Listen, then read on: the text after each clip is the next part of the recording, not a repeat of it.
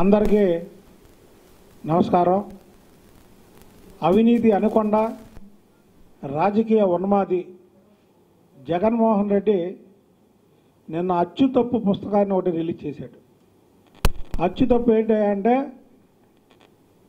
అభివృద్ధి చక్రవర్తి చంద్రబాబు నాయుడు అనబోయి అవినీతి చక్రవర్తి అన్నాడు. అంటే అవినీతి చక్రవర్తి జగన్మోహన్ రెడ్డి అన్న సంగతి అందరికీ తెలుసు.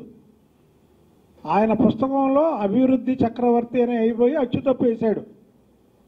కనుక అవినీతి అనకొండ మాటలో ఎవరు కూడా పట్టించుకోవాల్సినటువంటి అవసరమే లేదు. జగన్మోహన్ రెడ్డి అవినీతి పుస్తకాన్ని ఆవిష్కరించడం దొంగే మంచి వాళ్ళని దొంగ అన్నట్టు ఉంది. జగన్ అవినీతి చరిత్ర అతని క్యాలెండర్లో ఏ శుక్రవారాన్ని అడిగినా చెబుతాయి జగన్మోహన్ రెడ్డి అవినీతి గురించి. ఎందుకంటే అవినీతి కేసులోనే శుక్రవారం జైలుకి వెళ్ళేది. ప్రతిపక్ష నేతకు ఆర్థిక శాస్త్రమే కూడా అవగాహన లేక ఈ 4.5 ఏళ్లలో ఈ రాష్ట్రానికి వచ్చినటువంటి బడ్జెట్ ఎంత, అసలు ఆయన చెప్పే పుస్తకంలో అవినీతి ఎంత, ఒక్కసారి మళ్ళీ లెక్కలు ట్యూషన్ చెప్పించుకోవాల్సిన అవసరం జగన్మోహన్ రెడ్డికి ఉంది. ఏది పడితే అది మాట్లాడకుండా హత్యా రాజకీయాలు అవినీతి అక్రమ సంపాదనలో చేయడం వైఎస్ కుటుంబానికే చేతొచ్చు, కానీ నారా కుటుంబానికి చేత కాదు. అందుకే రాష్ట్రంలో 3 సార్లు ముఖ్యమంత్రి చేసినటువంటి ఘనత, 10 సంవత్సరాలు ప్రతిపక్ష నాయకుడిగా చేసినటువంటి ఘనత చంద్రబాబు నాయుడు గారిదే.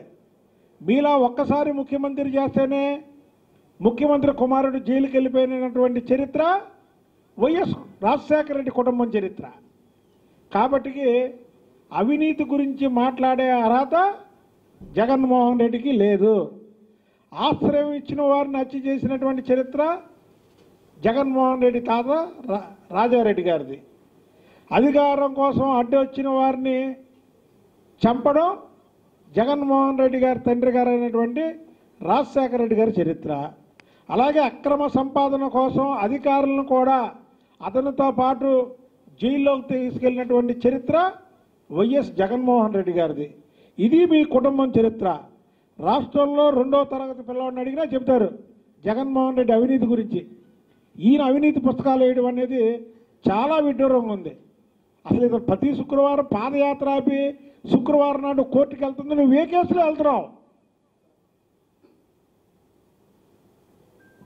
చెప్పాల్సినటువంటి బాధ్యత ఉంది. నీ పుస్తకం రిలీజ్ చేసే ముందు నువ్వు శుక్రవారం నాడు హాజరయ్యేది ఈ కోర్టుకి ఏ కేసులో వెళ్తున్నావు? ఇష్టం వచ్చినట్టు పాదయాత్ర ప్రజాధనాన్ని దోచుకొని ఆ ధనంతో రోజుకి 1 కోటి 2 కోట్లు ఖర్చు పెట్టుకొని పాదయాత్ర చెబుతూ పైలాన్ని ఆవిష్కరిస్తున్నాడు. ఆ పైలాన్ ఏంటంటే రాష్ట్రంలో లక్షలాది కోట్లు దోచుకున్నటువంటి జగన్మోహన్ రెడ్డి చరిత్రకు అది నిదర్శనం.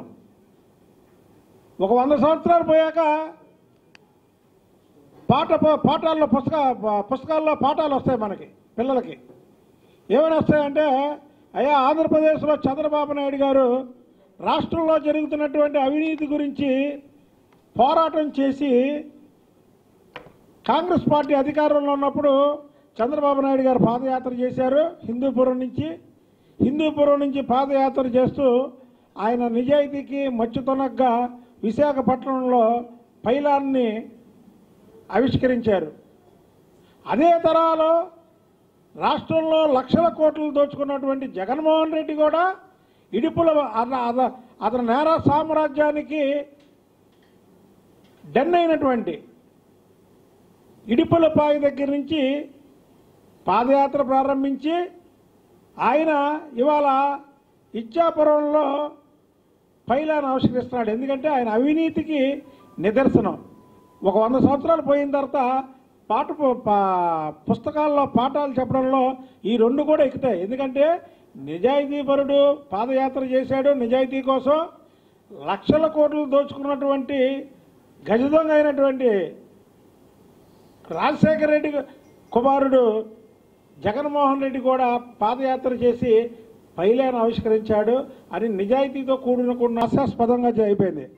ఒక రాజకీయ నాయకుడి మీద, ప్రతిపక్షంలో ఉన్నటువంటి రాజకీయ నాయకుడి మీద నిజమైన దాడి జరిగితే ఎలాగుండేదో మీ అందరికీ తెలుసు. కానీ అది ఆయన చేయించుకున్న దాడి కాబట్టికి ప్రజలు కూడా చాలా సిల్లీగా తీసుకున్నారు, కామెడీగా తీసుకున్నారు. జగన్మోహన్ రెడ్డి గారిని ఆ కోడికత్తి కేసు ముందు వరకు చాలా సీరియస్గా తీసుకునేవాళ్ళు.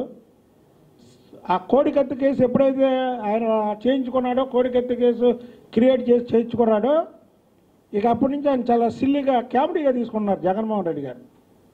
Thank you brother.